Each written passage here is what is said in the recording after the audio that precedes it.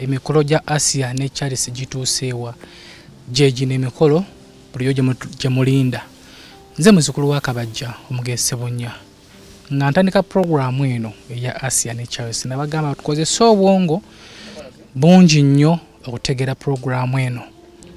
Abakozesa obwongo bo bakitegeera wabula abatakiwa time twavumibwa twasoozibwa twayisaamu amaaso wamu okutuvoola ne famire zaffe nga bo balowooza be batuufu. Leero nno kwe kulaga ensi Asiya ne Charles gye twabajja tusenvudde tuli ku makungula.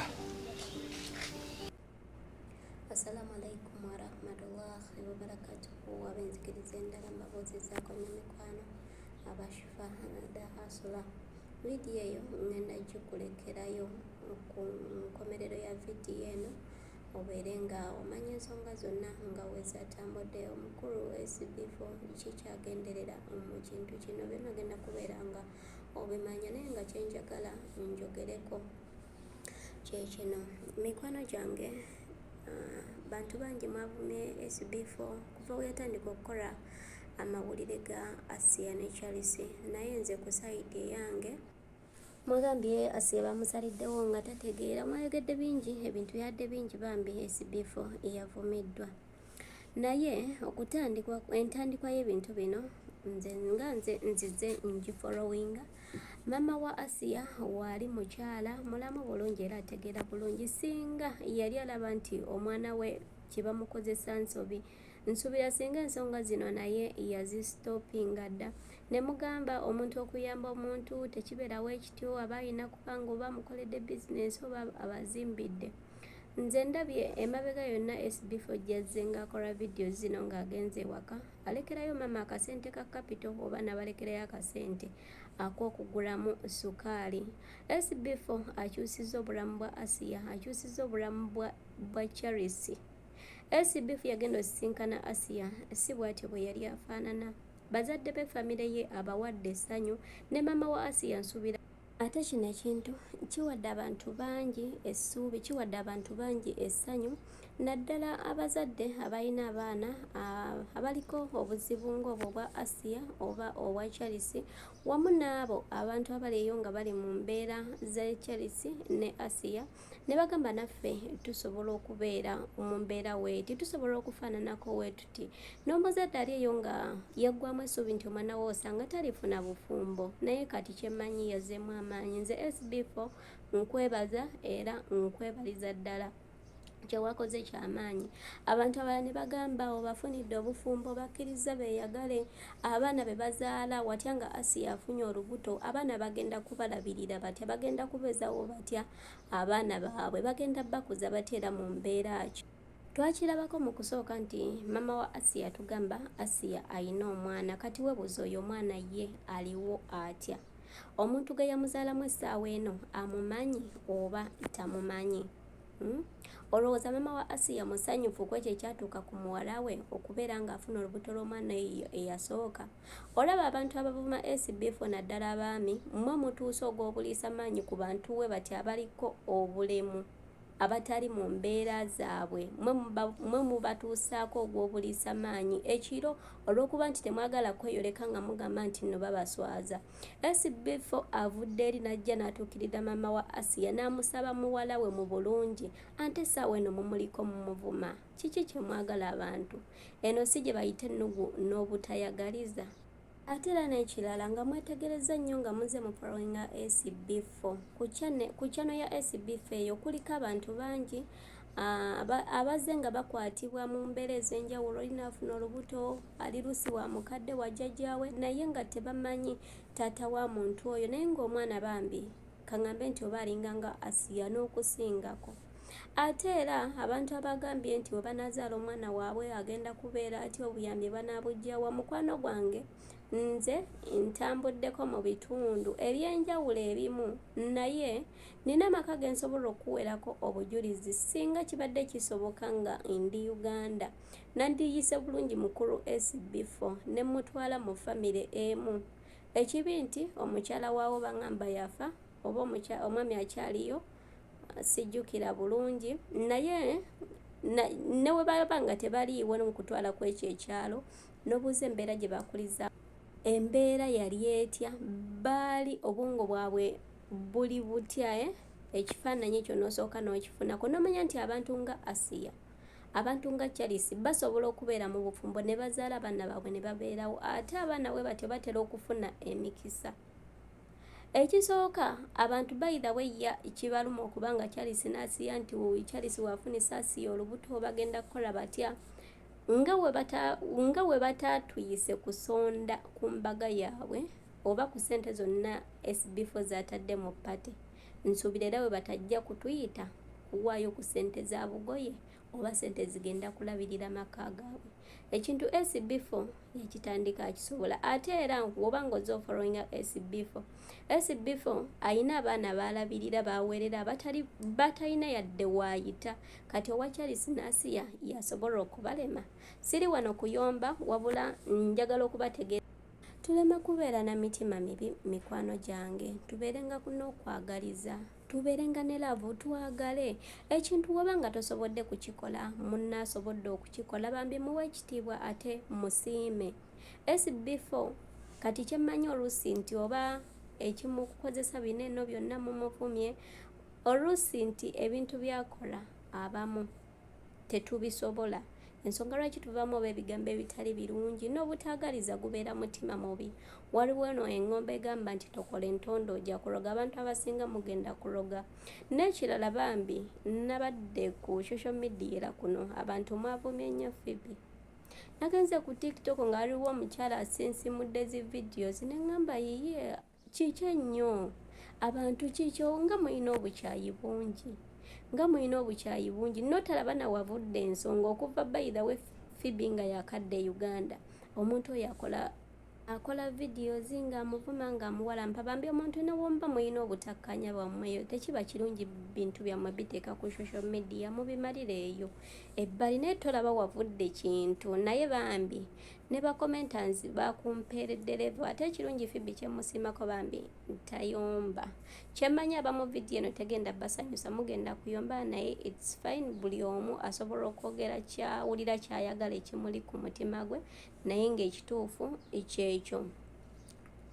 Charles ne Asiya bwe baba nga bafumbo, alhamdulillah Allah obufumbo bwabwe agenda buwa omukisa. Ne neebaza nnyo omukyala Mama Fiina banange simanyi, sikulabangako nkulaba ku social media kuno, sikulabangako maaso ku maaso, naye ettaffaali ly'otadde ku kkapa eno Allah akusasulemu obulungi bwerere. Webale kubeera na mutima mulungi, webale kubeera nakwagaliza.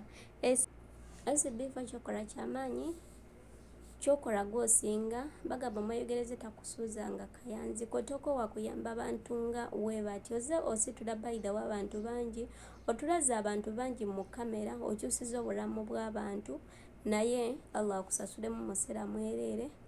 N'abatakwagala bajja kwagala, Allah ajja kyusa emitima gyabwe insha Allah. Naye nga nze ekikolwa kino nakisiimye nnyo. Olaba abantu bali eyo ng'omwana talinaako bulemu, naye nga embeera z'obufumbo oluusi nga zaagaana ekitegeera. Kati abamu ab'ennugu ne tugijja n'okwo nti nze obufumbo nga bwannema Charles n'Asiya lwaki baliwe bati, lwaki bo bali mu bufumbo bweyagaza. Mukazi yayambadde gawuni abamu tetuzambalangako. Kati kwegamba ndowooza oluusi n'ennugu baneevaawo, naye nga tubeere ne laavu. Tetukola ntondo mikwano, tujja kuroga, tube ne laavu, twagalize. Ate nze kyemmanyi nti ebiseera ebisinga oba abantu bano tebabeera na ddiini. Omanyi buli woba nga oyina eddiini, laavu obeera na nnyingi, obeera oyagaliza. Kwegamba simanyi bantu bano bambi emitima mibi gye bagijja. Omuntu ng'avuddeyo mu kamera n'asaba omwana wo, kati okimanyi no mama wa Asiya essuubi naye oluusi libadde lyamuggwamu, ng'amanyi muwala we bajja beerawo nga bamukozesa, oluusi nga tebamanyi na bataata b'abaana, ye akole nga gwakulera bazzukulu. Naye alhamdulillah, naye kati ayisa engalo mu maaso. Naye nga mbagala nnyo, mbagaliza ebisinga obulungi. Osobola okukomentinga wansi awo gwenga gwe mukuru Sb4 omugamba ki kyakola nsobi era tuwe n'ensonga lwaki nsobi okitegeera naye nga nze ku lwange pointi ezange nzibawadde era mukuru Sb4 yonna gy'oli nsaba bambi alaba vidiyo eno agishayalinga muntagingire kyakola ekyamaanyi Allah amusasulemu musera mwereere nawe vidiyo gwetanyumidde gisharingireko omukwano gw'oboolyawo ye ajja kunyumirwa inshallah. Assalamu alaikum warahmatullahi wabarakatuh. Kambalekereyo vidiyo ya mukuru Sb4 nakijjuvu nakigenderera ki lwaki yasazeewo kapa eno abeere nga agitambuliza mu mikono gye era lwaki yatandika puroguramu ya Asiya ne Charles bewangulidde nettu brand ambassadors balamba abakampuni era zogenda okuba ng'owulira mu vidiyo ya mukuru Sb4 media. Alala mpozi akaterekeka omuntu yenna ayavumye mukuru Sb4 ate anyumiddwa nsonga zino. Okimanyi nti nno olunaku lusobola okukya lumu nga gwali mu ssaga eno nga gwe ayina Charles Waati oba nga gwe ayina Asiya. Banange Katonda nno atera okusasulira mu dollars.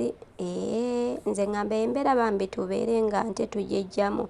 Ate n'ekirala omanyi nti nno gwe mwennyini osobola okufuna obulemu nga oli muntu mukulu.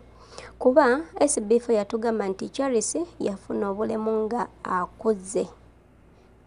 Yabeera mu mbeera eyo nga akuze okuva obuto yali muntu mulungi. Ate nange mwennyini nali nkirabyeko nze nalina kojja wange ono batugamba yafa n'azuukira naye we yazuukira obwongo bwe tebwadda mu mbeera. So muganda wange nawe ekintu kino osobola okukifuna ng'okuze oba mu famire yo oba ku baana b'ozadde ekubaako abeera bw'atyo ate n'oyaya n'okubeera ng'onoonya Sb4 kitegeera tube n'okwagala.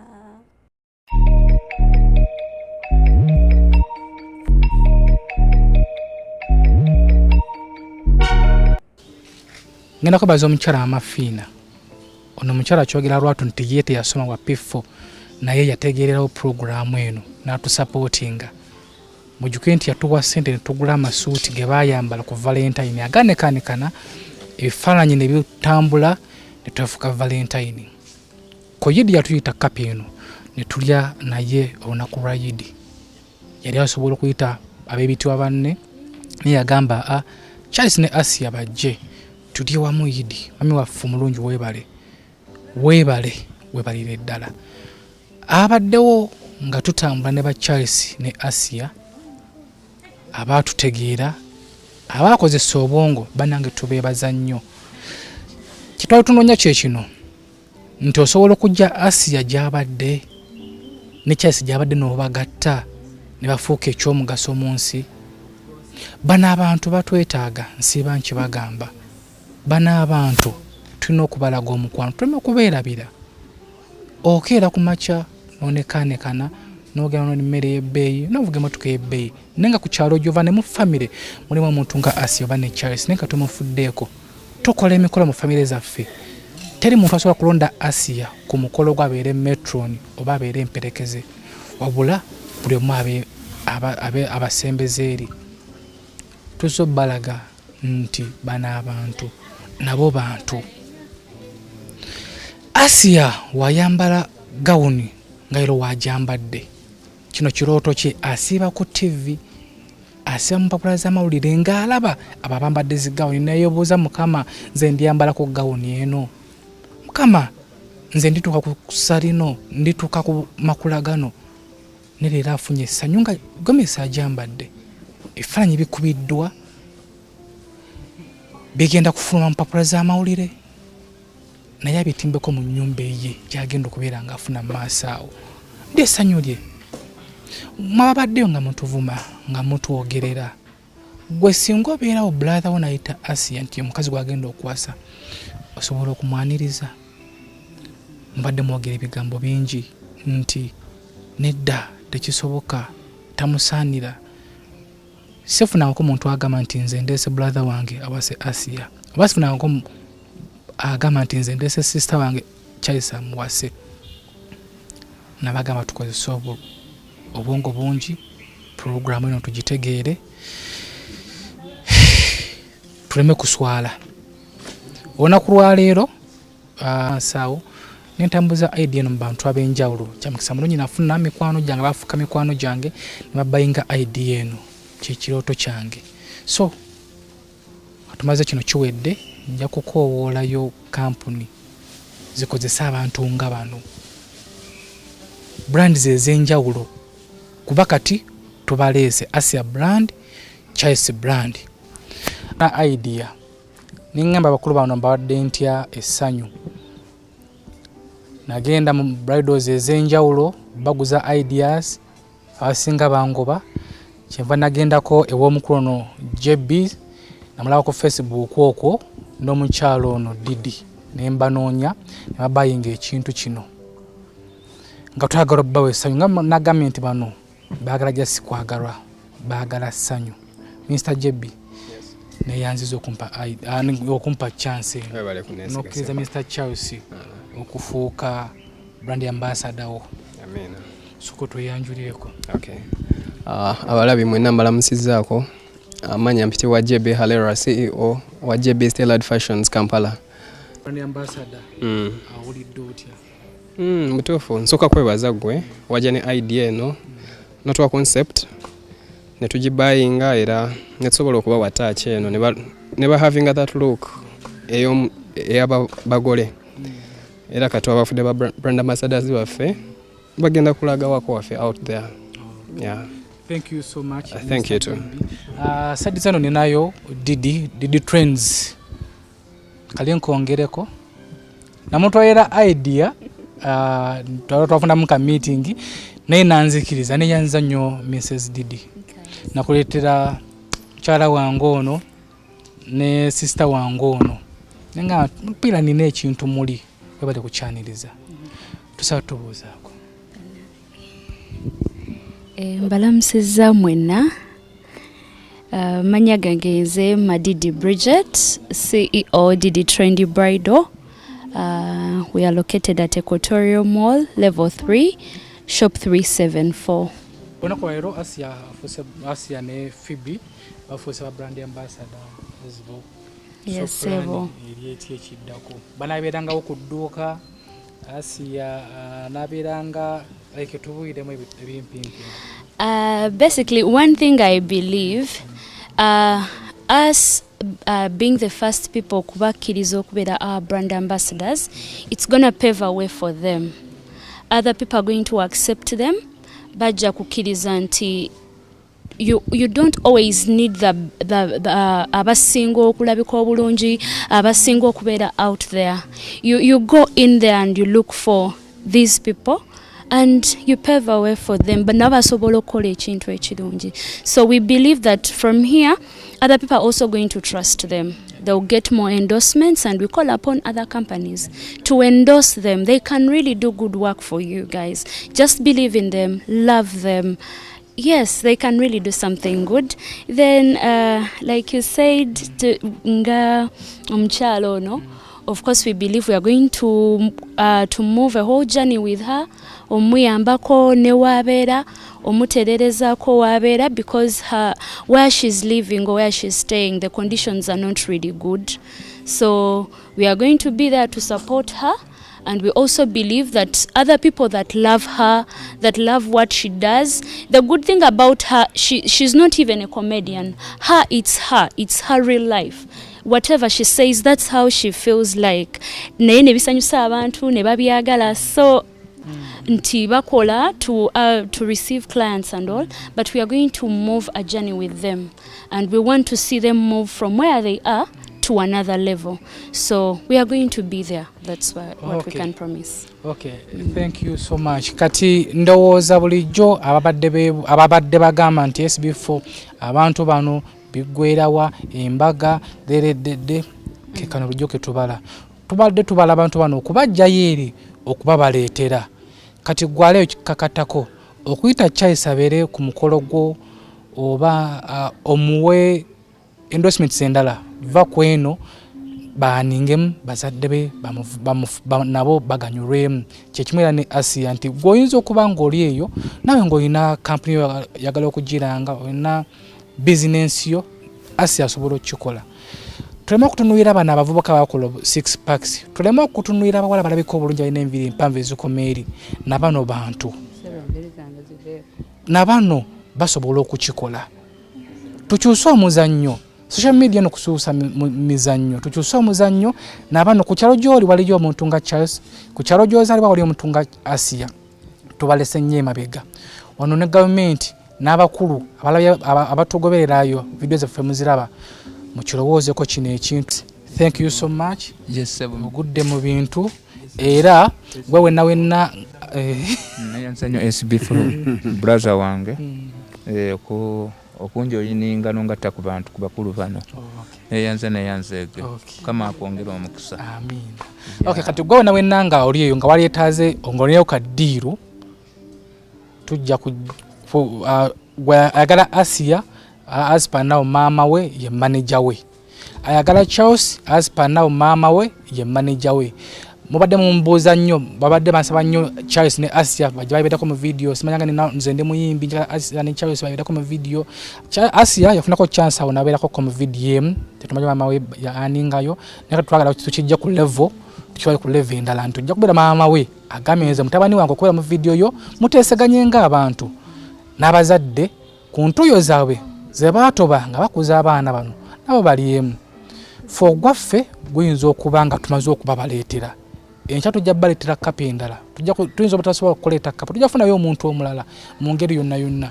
Ffe weetuli mutusonyiwe abanyiiga ne mutwogerera.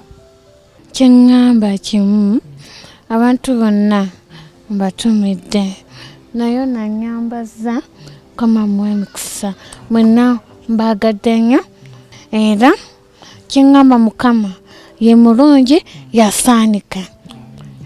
Oli dote muyambadde ku gawuni. Sanyusa busanyusa. Okay, Mr. Charles, oli dote muyambadde esuuti y'omukulu guno. Brother Sb4 nange mpulidde bulungi nnyo okulaba nga nyambadde ebyambalo bino era nebaza nnyo okuteekateeka omukolo guno. Okusinga ddala nebaza nnyo mwami Jebbi ne mukyala Didi bakoze omulimu munene nnyo okuteekateeka omukolo guno okutwalira wamu ne bamembers aba TikTok bonna mbagala nnyo omulimu gwe batukozeemu mulimu mulungi nnyo. Sebo mukulu Bakidaawo mwami Bakidaawo sebo naawe nkwagala nnyo era sebo nkwebaza okujja ku mukolo guno okubeerawo wano kutujagulizaako sebo. Tweyanza nnyo members mwenna abazze bannamawulire mwenna abaliwo ekiseera kino mwenna mbeebaza okubeerawo ku mukolo guno okujja okutuwegattako ne tujaguliza wamu. Mukama aba blessing abawo omukisa munene. Amina. Naye ngenda kwebaza Phoebe olw'okukozesa social media obulungi n'abeera nga tayomba n'abeera nga kwegamba nga arolinga bulungi embeera wera kubeera metron.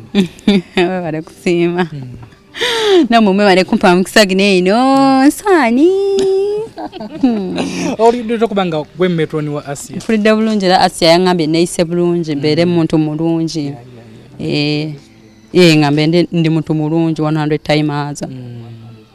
So abantu bonna bakozesa obubi social media naddala TikTok okwo nga ye aliwo okulaba Sb4 akoze ekigundi akoze eki nga yewo muvuma kiki osobola obbagamba mu kaseera. Nze kyensobola obbagamba that they have some love. Kubanga okwagala kuwolereza kugumiikiriza tosobola kuwandikira muno komenti mbi ng'olina okwagala mu mutima. They are desperate, maybe tebalina mukwano. That's why nze sibaddamu kubanga I have love kiba kinuma nga mbazzeemu bwekitegera. Nze kyembagamba kiri kimu to have some love and peace in your hearts and maybe in believing in God. Oba otya Katonda tosobola okuvuma muntu tosobola kupanga kibozi ku muntu bwekitegera ate nga kisoboka kubanga wendi mulwaki mwe muli wemutyo nze nga wendi okitegera. Why are you like that? Nze nga wendi sobola okimanaginga. You also can osobola nga you're positive always. So checho kyensobola. Okay, thank you Metron. Nzani okubeera best man nga waliwo abantu abalala abansinga nenkubira omulanga abantu mwenna mubeere nga muli social mwena mubeere bumu muleme kugamba kubeera mu kino kuba kati abantu ngaffe bwe mutujjayo ate kiwa abantu abalala moralo ganti naffe kino katukikole era nkwebaza nnyo mukulu ono twa enkulu kwagaliza abalala bakirabamu ennugu naye nze mbeebazizza omukulu ono abafuuse ensonga gireme kkoma wano eno embaga eyinza n'okubanga ebadde marvelous kusinga ate n'embaga endala zino eyali badde eri yennyini naye ate eno efe nze nsanyusizza nnyo mukulu Sb4 media nkwebaza okubeera nti omutima gw'olina mutowo oba mukulu wo n'omanya nti gyali era n'otomusabalala babireka n'egambo eyo yakaddiwa kano kalowoozo gwe wena wennanga oli eyo Asiya ne Charles ku byalo gye muva gye muzaalwa gye muwangayira mubalina gobanga ovudde ebweru omuntu nga Asiya oba Charles wali omweteddeyo ku piya y'engatto oba essaati oba ekiteeteeyi bano abantu beetaga kwagalwa bw'okomangawo ng'oli bweru eyo n'okoma ku kyalo n'osangayo omuntu nga Asiya oba Charles mutwaleko ku papazi mutwaleko wa Aluna oba ku KFC olyeko naye lunch muleetereyo ekintu eyo yena gy'ovudde omuleetere mugambe nkwagala nnyo beetagala aveeyo wokola ekintu ekyo omulala n'akikola bano abantu bakomawo balina kwagalwa banange tubaagale tuleme basembeza eri tusige laavu tetulina kusika bukyayi ne bazanyo omukyala mama Fiina ku yidi yatwita ne tuli wamu ekijjulo n'afukamira ku mavivi ge n'asavinga Charles n'afukamira ku mavivi ge n'asavinga Asiya afunye diro eno leero Asiya brand ambassador wa Didi Mr Charles brand ambassador wa Mr JB's twetaga diro zendala ennene n'abazadde baganyulemu wewe nawe nango lina business yo bayite mutesaganye n'abazadde baabwe bakubira akalango baganyulemu ze muzukulu wa Kabajja omugeye Madam Didi thank you so much Mr JB thank you so much Kazinda on Mbaga ewedde